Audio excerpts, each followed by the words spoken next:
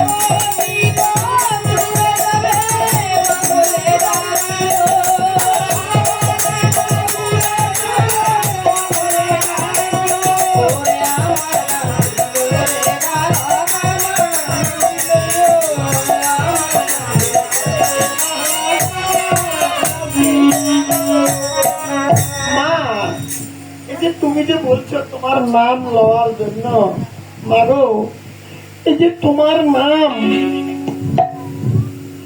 যারা মানে মা, তাদের কি মঙ্গল হয় না অমঙ্গল হয় মা?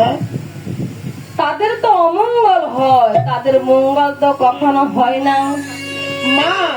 এই যে তুমি এই যে আমাদের গলায় দুইটা মালা দিয়েছ মা, এই মালা দুইটা এই যে তোমার একটা এই যে স্মরণীয় মালার দিকে তাকাইলে মা তোমার কথা কিন্তু মনে পড়ে যাবে।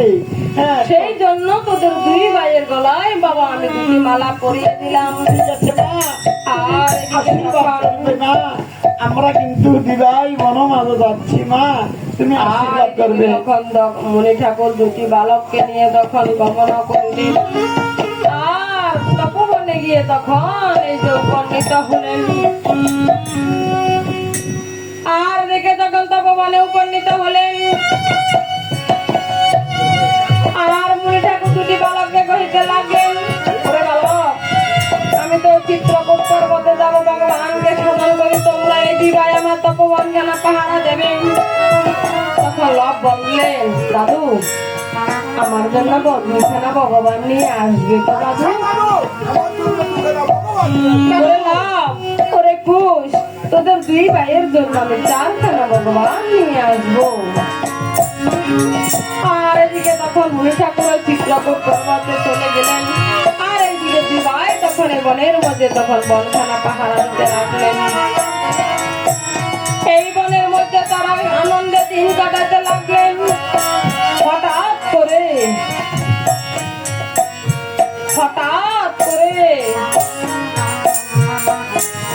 তাদের নয়নে অবসর দেখা গেল।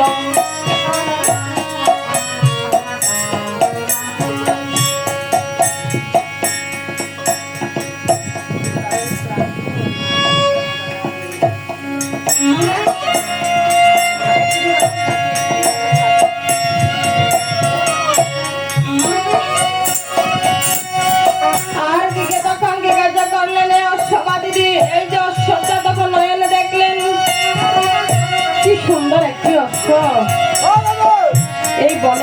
হয়েছে। তখন কুচবির লক্ষ্মী যে কহিতে লাগলো, দাদারে দেখ কি সুন্দর একটি অশ্বম, এই অশ্বের কপালে লেখা আছে সতীর পুত্র হইয়া যে জনস্ব নাহি ধরে, গাদা হইয়া জন্ম নিল গাদে নিরুদরে, দর্পা করে যে জনস্ব করিবে বন্ধন, মম হাতে পড়িয়াছে হইবে নিরব। আর এদিকে যখন এই যে অশ্বের কপালে জয়পত্র লিখা দেখলেন, তখন দুই ব্যক্তি কার্য করলেন, মনের মধ্যে একটু ভূত লেগেছে, যদি আমরা এই অশ্ববন্ধন না করি তাহলে আমার মাকে অসতী বলে ভূষিত করা হবে। তখন কুচবির ভাবলেন, আমরা কেমন করে, আমরা বললাম তো বুদ্ধ প্রশ্নবিধি বালক, আমরা কেমন করে এই অশ্বটা বন্ধন করবো। ওরে লব, এক ভাই আরেক ভাইকে কহিতে লাগলেন, মা তো আমাদেরকে আসার সময় তো বলেছিল যদি কোনো বিপদে পড়ে থাকি তাহলে মাকে স্মরণ করিতে। আর এদিকে দুই ভাই কি কার্য করলেন, এই মনের মধ্যে মা মা মা বলে তখন দুই ভাই উচ্চস্বর লাগাতে লাগলেন,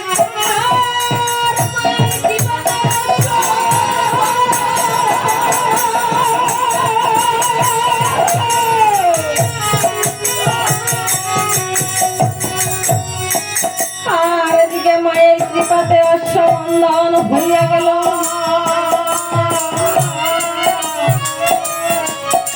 আর এদিকে অশ্ববাদী দুই ভাই তখন সেখানে শুয়ে গেলেন। সেই অশ্বটা আনতে শত্রু নবীর সেথায় গেলেন। অশ্ববাদী দুই ভাই আমার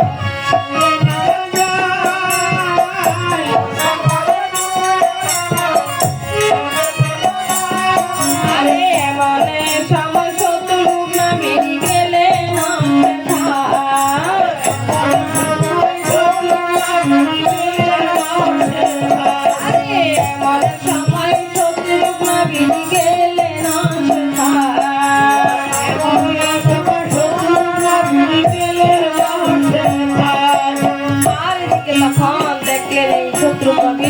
বালক এই যে গাছতলায় শুয়ে আছেন, আর তার এক পাশে অশ্ববন্ধন আছে। আর তখন শত্রু রবি বাপের মনের মধ্যে তো এই দুটি বালক ছাড়া আর কাউকে দেখতে পাচ্ছি না, এই দুটি বালক ছাড়া তো আর এই বনের মধ্যে কেউ নেই।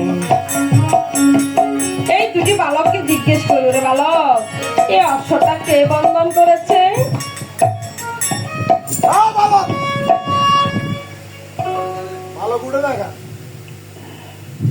কি বলো,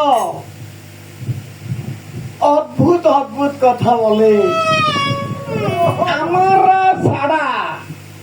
আমরা ছাড়া এই বন মাঝে কাউকে দেখেছ?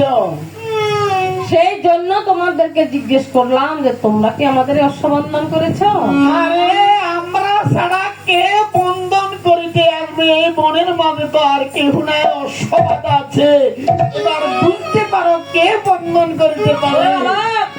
কথা না বাড়িয়ে বল, এই অশ্ব কে বন্ধন করেছে? আমরা দুই ভাই বন্ধন করেছি অশ্বকে। আমরা দুই ভাই বন্ধন করেছি। তোমরা দুই ভাই বন্ধন করেছ? শ্রীরামচন্দ্র যজ্ঞের অশ্ব তোমরা বন্ধন করেছ?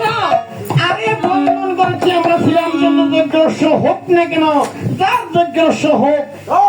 ওরে বালক, তোরা তো এখন দুজন তপস্য দুটি বালক, তোদের দেখিতে আমাদের বড় মায়া লাগে, আর তাই বলতেছি অশ্বটা ছেড়ে দে। আরে মায়া লাগলে লাভ হবে কি? আরে এই তো হলো কিন্তু রাগী আমার ভাই। আমার কাকুরাকে জিজ্ঞাসা করি, আমার ভাই তো কিন্তু লাভ দিল, তো কিন্তু সে রাগী, আমি খুশ।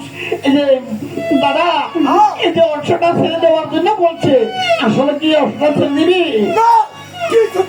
দেখো আমার ভাই অশ্ব ছিঁড়ে দেবে না। ছাড়বে না? তাহলে তাহলে কি করবে?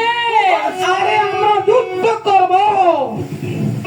এই দুই ভাইয়ের সাথে আমি কি পারবো? হ্যাঁ, মনে হয় না। আরে না পারলে ওরে বালক, মালা দিছে। ওরে বালক, শোনা দিয়ে মন বলো। এখনো বলে যে চশমা ছেড়ে দাও। কি বলে আমাদেরকে দেখে ভয় লাগে না হলে কিন্তু বারবার কেন জিজ্ঞাসা করছো?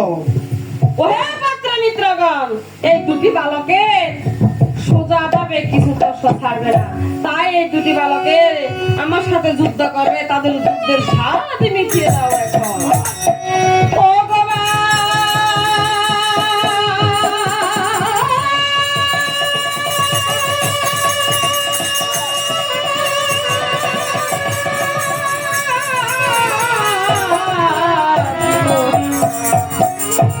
রণবাদ ওরে মুনির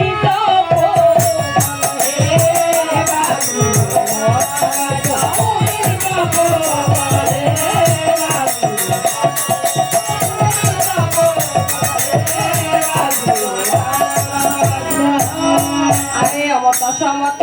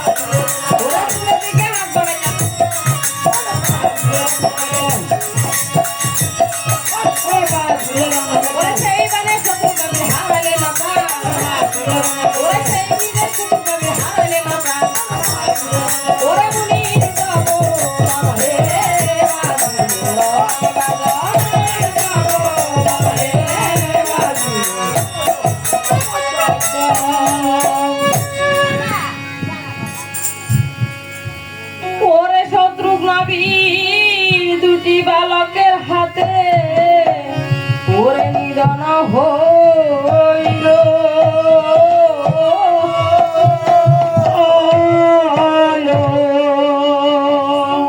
ওরে দুটা গিয়া শ্রীরামচন্দ্রের রাজসভায় গিয়ে উপনীত হইল আর দুধ গিয়েও সেখানে শ্রীরামচন্দ্রকে ঢুকতে দেখে কহিতে লাগলেন, ওরে দুধ শুনো দিয়ে মন, রণের সংবাদ বলয় আমার দুরাগ জীবন।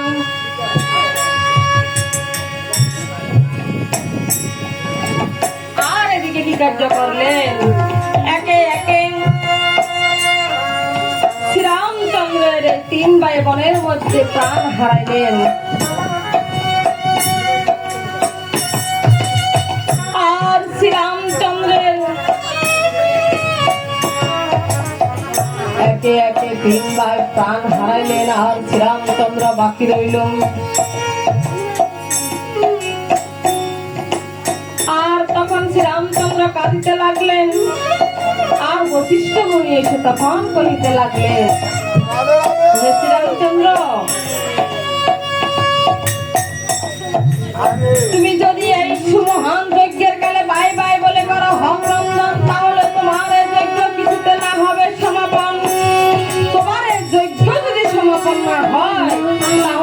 আর সীতাও উদ্ধার হবে না।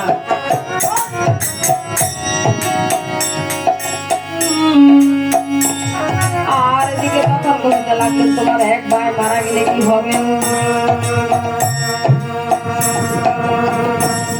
তোমার তো আরো 3 শক্তি আছে। সেই 3 শক্তি হলো গোবর্ধন শক্তি, বিভীষণ শক্তি আর সুগ্রীব শক্তি। আর দিকে হনুমান হনুমান বলে ডাকিতে লাগলেন। আর ডাক শুনে হনুমান তখন সাক্ষাতে আসলেন।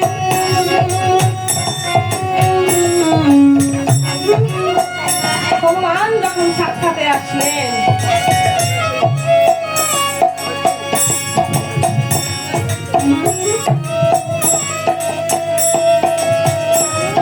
আর হনুমানকে কহিতে লাগলেন, ওরে হনুমান, সোনা দিয়ে মন্ত্রী পৃথিবী, এই যে 3 শক্তিকে তুমি করো ঈশ্বর নিমন্ত্রণ। আর এই 3 শক্তিকে নিমন্ত্রণ করতে তখন গেলেন। প্রথমে নিমন্ত্রণ করলেন, এই যে প্রথমে গেলেন এই যে লঙ্কার অবুবন, লঙ্কা গিয়ে কহিতে লাগলেন, ও লঙ্কার অধিপতি বিভীষণ রাজন আপনাকে শ্রীরামচন্দ্র যাইতে বলছে, আপনার এই সৈন্য সামন্ত নিয়ে শ্রীরামচন্দ্রের অযোধ্যা ভুবন। আর